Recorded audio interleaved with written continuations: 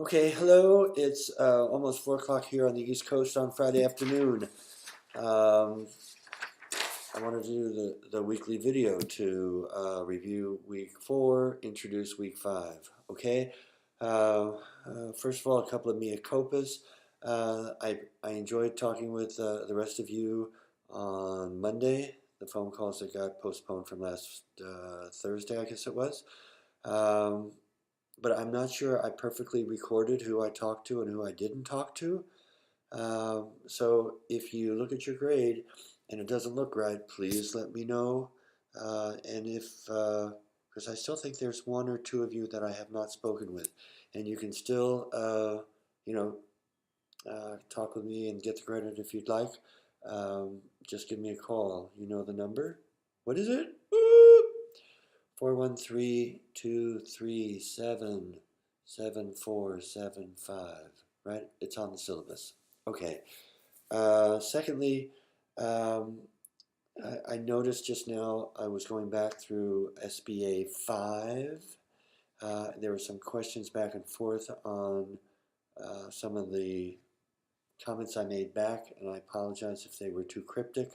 But in going back through them and trying to make further explanation, I noticed that sort of in the middle of making the corrections and sending you back the solution key, I started sending you back answers, your answers. So um, I apologize for that, and I've gone back now and given back the solution key for SBA 5 where where it looks like I had not done that previously. Okay, and so to be fair, if you made the same mistake in SBA 5 as you did in SBA 6 as you did in SBA 5, and it's because I gave you the wrong solution key back, you should let me know. I'll change the score. My fault, not your fault. But I hope now at this point you're all pretty set on how to do ratios. Uh, as I was looking down the scores, it looked like everybody was pretty much right on target. I did those this morning, earlier today, so hopefully I corrected them properly because I think most of you did really well on it. Okay? And that's really the purpose of having SBA 5 and SBA 6 because I don't expect people to get it all right the first time, particularly for those of you for whom this is new stuff, right?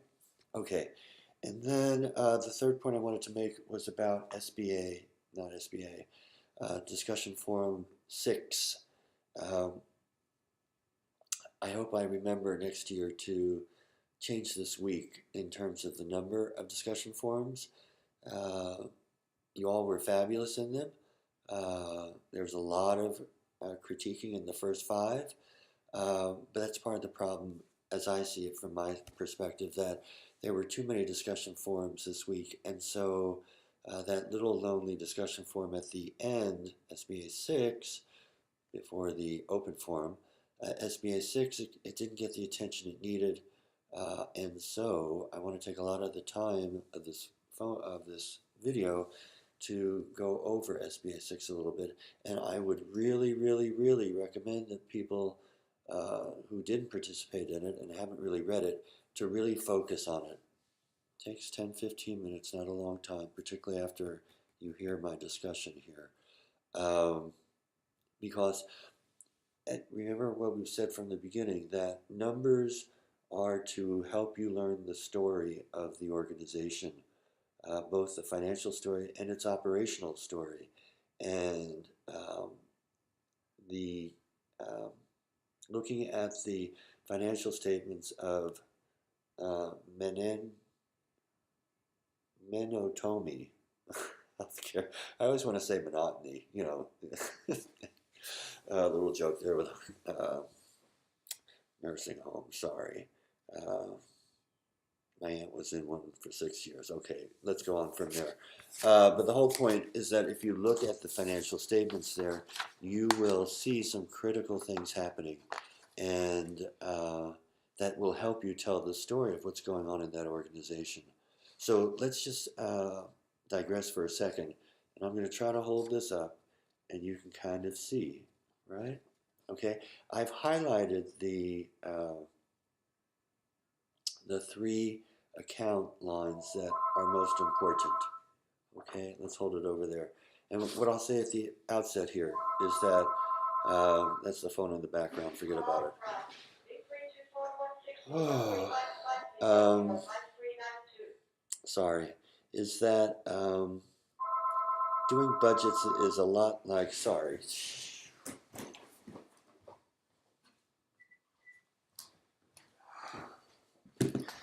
Ugh, solicitors, I hate them.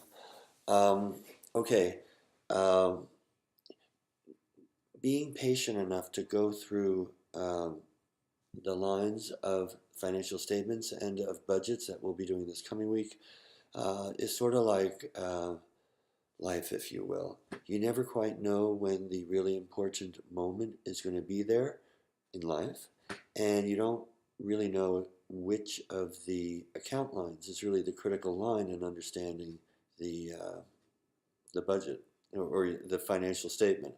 So I'm really equating two very different things there, but you get the point. You have to methodically go through each line and really see what's different in that line from year to year. Oh, cash has really gone down. Well, where did the cash go? Well, let me look below here in some of these other lines and see if I can see any differences in those lines that might give me a hint as to where cash went. And then if I find out where it went, I look down further and I see, well, okay, this is where the cash seemed to go. What impact did that have on the organization?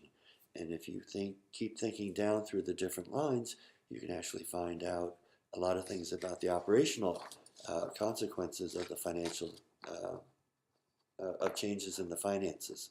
Okay. Okay. So here it is. Right. So look at that top line, right? And what we see is that over 3 years, the cash position has gone down tremendously. In other words, the cash in 95 was at 143,000, and am I reading this? Oh no, sorry. Oh yeah, right, 143,000, and then in 96 it was down to 32,000. Holy smokes, that's like $100,000 drop, a little bit more than that. So where did that money go? Well, if you go down the lines and look across and see differences, let's see, accounts receivable went up just a little bit, 5,000. So maybe 5,000 of it, of the drop in the cash is accountable because you didn't get paid on time from year to year. And inventory went up a little bit, 4,000. So maybe, yeah, a little bit of the cash went to cover the increased inventory, but that's not a lot. Prepaid expenses, 2,000. Okay, so there's about 10,000 of the more than 100,000 that you can see is there. But shoot, that still leaves $100,000 more. What happened to all that cash? Well, let's look down. Oh, property and equipment. Holy smokes, look at this. It went up by basically $100,000. Oh, let's see, cash went down by 100,000, property and equipment went up by 100,000, and so the total asset stays the same. So I guess what they did was, oh, they spent $100,000 on property and equipment. Isn't that interesting? Okay. Well, let's then look over here, another year gone.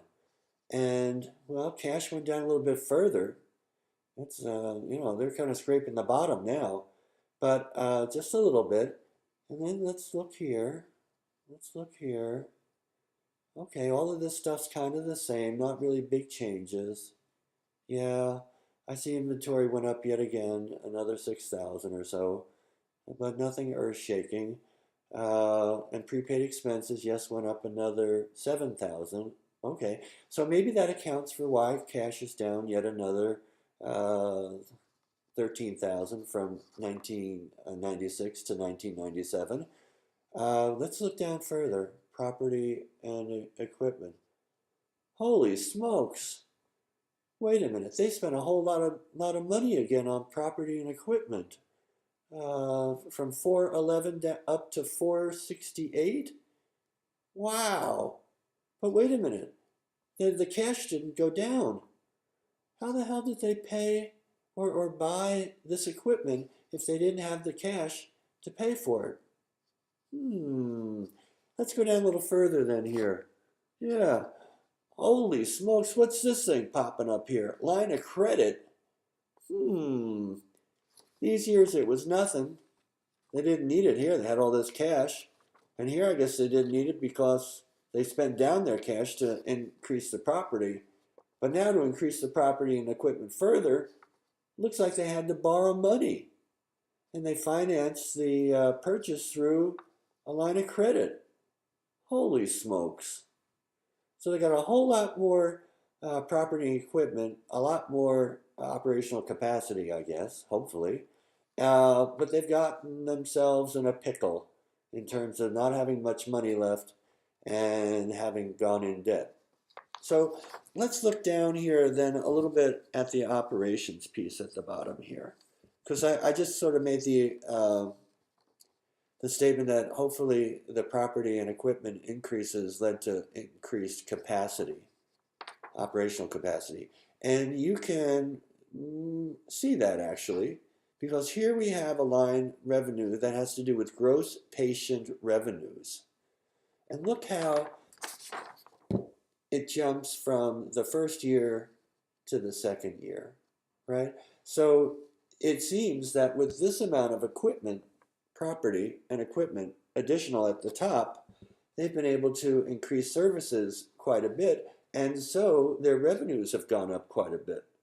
And if you look at the next year as well, holy smokes, where are we here? Holy smokes, yeah, look at this. It went up from 565 up to 698. Holy smokes. Wow. So it does seem that with the additional equipment going from 315 to 468, they've been able to increase patient services tremendously, and accordingly, their revenues have gone up quite a bit from the original 534 up to 698. So that's like $160,000 more with an investment in property and equipment of $150 or so dollars. Okay? So that would seem fabulous, right? They made decisions to spend their money to maximize their mission, giving out more patient services, getting more revenues in to cover it. So what's the problem, Professor Jeff? Well, it may be, and this is what some of you noted in in the discussion in SBA 6, that they've been left in a pretty illiquid state. Not a lot of cash and with more debt. And so while the revenues have gone up, if in fact expenses stay the same, they're in pretty good shape. But if you look further down here, and I didn't highlight it, but you'll see as well that expenses have also risen dramatically, and so their net, profit each year has actually went down in the first year. It's kind of rebounding a little bit, but it's still not back up to what it was in the first year. So I don't know. If you look in here and do the same sort of line by line analysis like I did up at the top, you'll be able to see what expenses are increasing and what's cutting into profit. And one thing that is increasing, I'll just, I'll cheat a little bit. I'll give you the hint, right? Look at the interest expense, right? The first 2 years they didn't have any because they didn't have any loan. But look at it over here, 14% on a $65,000 loan. So they're paying, 25% interest? They're getting, they're getting, they got a terrible interest rate there. But nonetheless, maybe the bank kind of looks at their finances. They see that uh, their profits have gone down. They see that their liquidity has gone down, and they're saying, well, maybe this is a bad risk to lend them money. Therefore, you can have the money if you want, but I'm going to charge you an arm and a leg because I'm not sure you're going to be around in business forever. Okay? All right, enough. The point being, you need to just be patient and look through the lines in order to see what changes up or down from year to year, and then kind of put it together, right?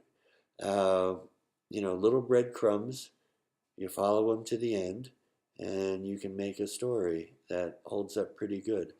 Um, so, breadcrumbs, the other thing is just follow the money, right? See where it moves around in the organization, and you'll see an operational storyline behind it because uh, finances impact operations, and operational decisions impact finances. Okay? All right. Week 6, week 5 rather. We're halfway through the course. We're going to have a midterm. I gave you the essay last week, right? We've talked a little bit about the financial system or structure of a nonprofit, the root system, going back to that original Course as a Tree PowerPoint. And so we've kind of talked about what the roots are, right? The fundamentals that will help you make sound financial decision making. And there are chapters in Zeitlo about the organizational structure, who does what. There's another chapter on policy and procedures, right? Last week we've talked a lot about record keeping, and I guess it was in week 2 we talked a lot about uh, the linking between financial and operational strategies. So you've asked me how long this should be. 2 or 3 pages is fine, but not fluff, not fluff. Pack it with information so that I know that you know what you're talking about, right? Think about this as a memo to your boss.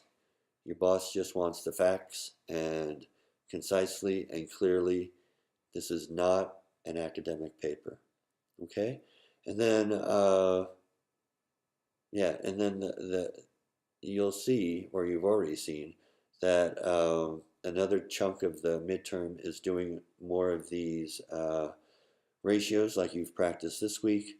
And then finally, the third little part of the midterm is to extrapolate on the additional year's worth of data you have and to complete a story of what the numbers tell you. Okay? And then just quickly, the readings this week are about budgeting. I assume this is the sort of stuff that most of you, if you've been involved with any financial matters previously, have been doing, right? You got a budget given to you, or hopefully you were able to develop it for your area, and then you just have to look at the actuals compared to the plan and write a variance report. Explain the differences between plan and the actuals. And yeah, okay, excuse me. And then the other thing just to note about budgets is that, right, it's a process, right? The allocation of dollars is really a reflection of your operational priorities. Secondly, it is a product. It is that budget that says where it is that you're going to spend your money. And third, it is a monitoring management tool that you then use to compare your actuals, what your revenues and expenses actually have been in each period, normally monthly, so that you can quickly identify if you are going off budget and make adjustments as needed. Okay, because you don't want to wait to the end of the year to say, "Oh my God, uh, revenues didn't come anywhere close to our budget, and we've already spent all the money. How are we going to make up this deficit? No, no, no, no, no, no. You should be monitoring it month by month so that you don't get any surprises at the end of the year. Okay, that's 20 minutes. That's plenty of jawboning from Jeff. Uh, have a great weekend. If you do have any questions, please just give a call. You know the numbers work, and we'll go from there. Okay? All right. Thanks a lot. Have a great weekend.